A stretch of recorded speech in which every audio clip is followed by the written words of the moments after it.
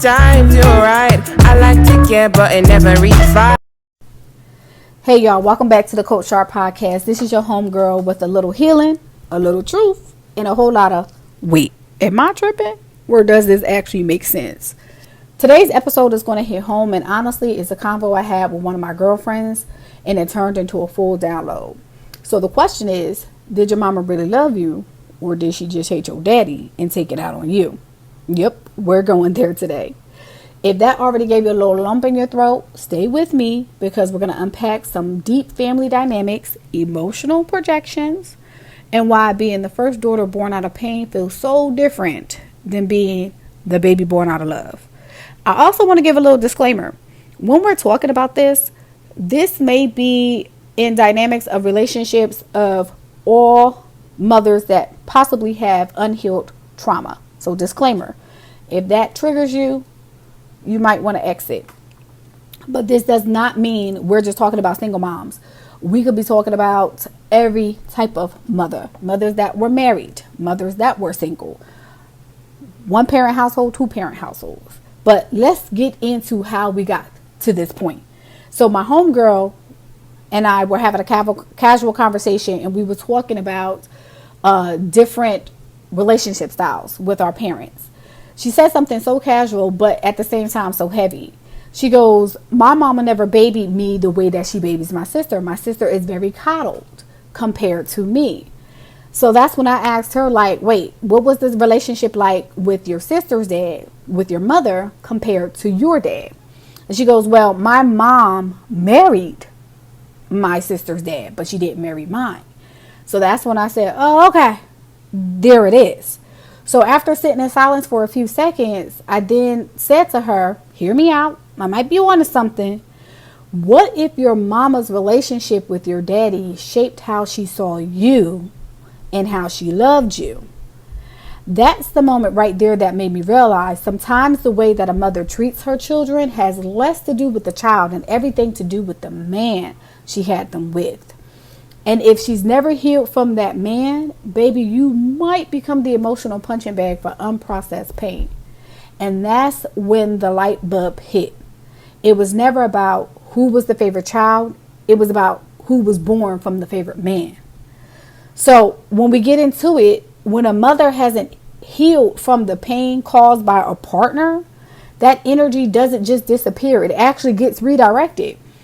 Especially if the woman doesn't know how to heal from that pain. And often it gets poured into the child that she had with the man, unintentionally sometimes. It could be intentionally, depending on the emotional state of the parent, mentally as well. So if your mother have never healed from your father, and you might have become a constant reminder of everything she endured, her disappointment, her betrayal, her shame, she might have treated you according to that unresolved energy. Now, for those who don't know, I do I do study psychology, and I am in the process of becoming a licensed psychologist. So this type of conversation, everything revolving psychology, is so fascinating to me. So I just want you to know that I'm definitely going to be bringing psychology into my conversations. Let's get into the actual psychology receipts, because I want you to know that you're not crazy if this applies to you, or if you even experience this or know somebody that experienced this. This is deeper than just bad parenting. It's about unhealed emotional trauma and subconscious behaviors. And the first psychology receipt, honey, is projection. Now, parents sometimes unconsciously push their own feelings onto others. If your mom ever hated your father and never processed it, you're not just the daughter or the son. You're the trigger she never asked for. And we all know what that projection can look like in many different forms. But it also boils down to the different type of attachment style that you have with your mother as well. When you look at the attachment theory, the attachment wounds actually begins with the own parent's emotional state. Now, if you have a mom or a father that has never experienced early childhood development and know the connection between attachment styles, and they're not available emotionally or if they're experiencing depression or anxiety or in survival mode, especially when they had you, that's actually going to shape your bond that you have with them. Now, if they're conscious about the attachment theories and they're conscious about early childhood education and development, then your traumas might have a chance of survival. Okay? You might not go through subconsciously, consciously unaware of these things that I'm discussing. But nevertheless, of all of that, it's not your fault that the parent didn't have those emotional tools to love you properly. They just didn't know where to begin. So let's actually get deeper into that. So if you've ever had a mom that had anxious attachment style, you might see that there's a difference in the connection of how she reacts to you versus another child, especially if there's more than one sibling in the household. You'll probably see that she can probably cling on to a sibling who actually made her feel safe, but could also, in the same very sense, be emotionally avoided to another child who actually triggers the abandonment or betrayal wounds. And it's interesting to see that you can have multiple people raised in the same household experience different levels of parenting. And that's where those personalities can be developed. Those characters can be developed because you're getting multiple versions of a parent in that same household. Now, when we look at avoidance style, if she has that, the parent might shut down emotionally or only give surface level love, meaning your basics are covered, your shelter, your food, those type of things. But eternally, emotionally, there's some lack there, especially if the parent has saw parts of you that remind you of the father.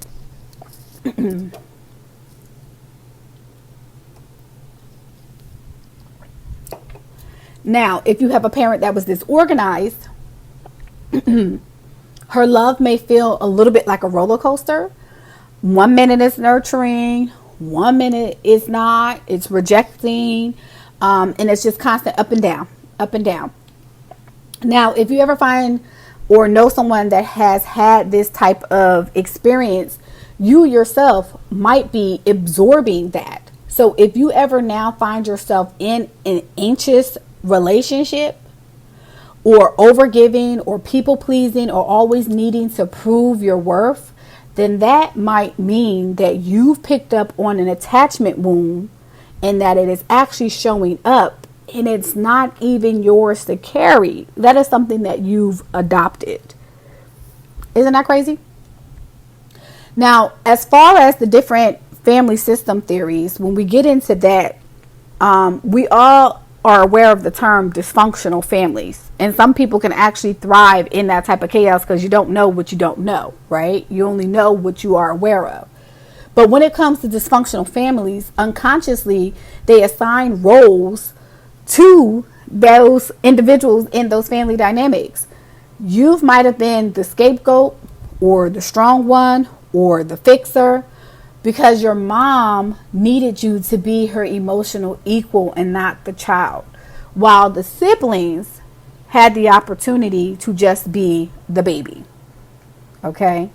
Now, this doesn't apply to any particular role, even though we are talking about firstborn daughter. Sometimes a secondborn child or thirdborn child might also receive this same type of family dynamic if there is still unhealed and unprocessed trauma in that parent.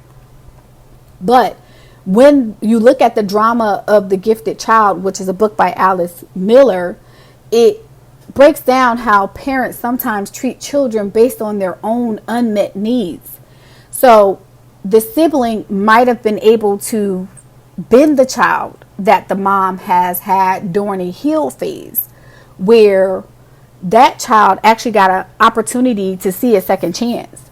They were able to get the mature parent. They were able to get the financially secure parent. They were able to get the emotionally and mentally secure parent.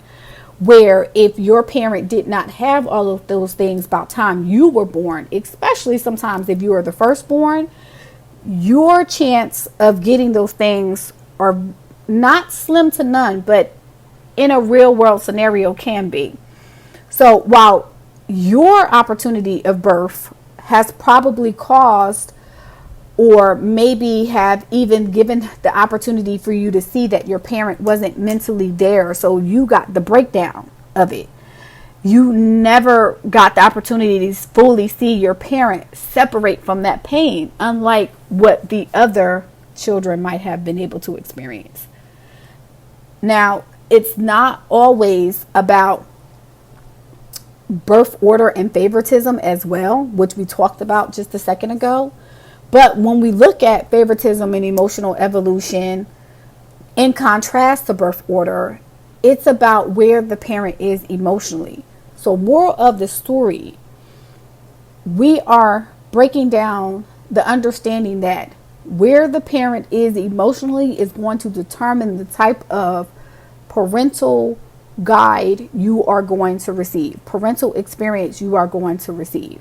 Your mom might not have been ready to be a mom if you are the firstborn daughter and she doesn't have those emotional needs, or the firstborn son, right? Compared to if she had another child that she was emotionally available for. And unfortunately, that gave you the type of parenting that you did not deserve. But the sister or your sibling might have got a version of your mom that she received that came after marriage, after therapy, or after support. So, moral of the story, all of this basically says the emotional state of the mother is going to determine the type of outcome that the parent will give the child. So let's reflect on all of this. What do you do now that we are aware of this type of knowledge? So when you realize that the pain that was received wasn't personal, it was just projected, here's are some things that you can actually discover in that understanding. One, you can grieve it, you can feel it, you can speak it out loud, and then of course you can free yourself from it. You no longer have to associate it with it. You no longer have to carry yourself from it. Because when you carry that type of weight from your mother's trauma, it doesn't serve you any longer. You don't have to continue to inherit the pain that was given to you. You could be the one that actually break that cycle and break free from it. So I want to say and leave you off with this, right? To the woman who've always had to be strong because there was no space to be soft, I see you, I am you. To the inner child who never got held but only handled, you are worthy of love and were worthy of love the entire time. To the cycle breaker whose mother's her own heart, then and now, you are not bitter, you are healing. And with that, I'm going to leave you guys with some reflection prompts and an affirmation. Basically, I want you to take this time to simply reflect on everything that I've said to you. And if it applies and you realize that you need some additional love, I got you. But here's your affirmation. I am not the pain my parents projected. I am the peace I give myself now. Your writing journal reflection prompt, if you're someone that likes to do that, would be question 1. What did I need from my mother that I never got to ask for? And then question 2. What pain am I holding that doesn't even belong to me? Okay.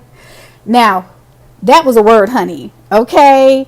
If you're feeling cracked open, good, because that's where the light is going to get in. Now, this episode wasn't just to stir the pot. It was actually to stir the soul. And if you are a mother yourself, I hope this reminds you to give your children the version of you that you yourself never got. Please share this episode with a friend who needs it. Tag me on Instagram at Coach_Shar.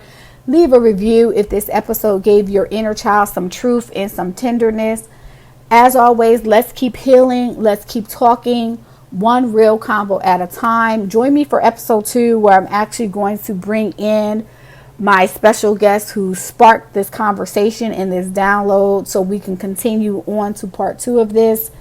The resources where you can find the information to some of these things, as far as the books that I have connected to this download, will be The Drama of the Gifted Child by Alice Miller, Toxic Parents by Susan Ford, and It Didn't Start With You by Mark Wallen.